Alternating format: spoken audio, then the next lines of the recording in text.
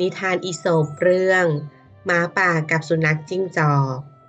ในป่าลึกอันเงียบสงบหมาป่าตัวหนึ่งยืนจ้องหน้าสุนัขจิ้งจอกด้วยแววตาเกลี้ยวกราดเจ้าขโมยของข้าไปแน่ข้าเห็นรอยเท้าเจ้าแถวโพรงไม้ของข้าหมาป่าคำรามสุนัขจิ้งจอกรีบยกสองเท้าขึ้นเปล่านะท่านหมาป่าข้ายืนยันว่าไม่ได้เอาอะไรไปเลยข้าแค่เดินผ่านเท่านั้นเองหมาป่าเค้นเสียงข้ามิเชื่อเจ้ามันเจ้าเล่ห์เป็นขโมยตั้งแต่เกิดแต่ข้าไม่ได้ทำขอสาบานต่อพระจันทร์เลยสุนัขจิ้งจอกพูดเสียงสั่นน้ำเสียงเต็มไปด้วยความกลัวทั้งสองเถียงกันอยู่นานไม่ได้มีใครยอมใครสุดท้ายหมาป่าก็กล่าวขึ้นว่า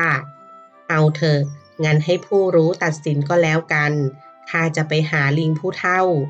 ไม่นานนักลิงผู้เฒ่าก็มาถึงท่าทางสง่างามแต่สายตาเต็มไปด้วยความระแวงเมื่อต้องเผชิญหน้ากับหมาป่าผู้ดุร้ายท่านลิงผู้เฒ่าโปรดตัดสินด้วยเถิดหมาป่าพูดด้วยเสียงกดดันของข้าหายไปและมีเพียงเจ้าจิ้งจอกนี้ที่เดินผ่านแถวนี้สุนัขจิ้งจอกรีบกล่าวข้าบริสุทธิ์ท่านลิงข้าเพียงแค่ผ่านมา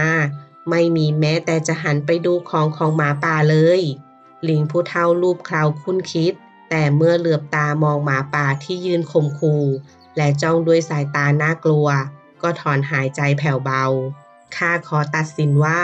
เจ้าจิ้งจอกเป็นผู้ขโมยของอะไรนะสุนัขจิ้งจอกอุทานเปล่านะท่านข้าไม่ได้ทำจริงๆแล้วก็ไม่เคยคิดที่จะทำด้วยหมาป่าขู่เสียงต่ำหุบปากเจ้าไม่ต้องมาปฏิเสธเลยโทษเจ้าชัดเจนอยู่แล้วสุนัขจิ้งจอกได้แต่นิ่งเงียบรู้ดีว่าไม่มีใครเชื่อแม้จะพยายามอธิบายเท่าไหร่ก็ไร้ประโยชน์มันหันไปมองลิงผู้เฒ่าด้วยแววตาเศร้าส้อยคิดในใจว่า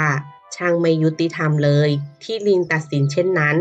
ก็เพราะกลัวหมาป่าจะกินเอานะสิเรื่องนี้สอนให้รู้ว่าผู้ไร้อำนาจย่อมเสียเปรียบผู้มีอำนาจเสมอแม้จะเป็นฝ่ายบริสุทธิ์ก็ตามหากใครชอบคลิปนี้ก็อย่าลืมกดถูกใจกดติดตามและกดกระดิ่งแจ้งเตือนเพื่อเป็นกำลังใจให้ด้วยนะคะ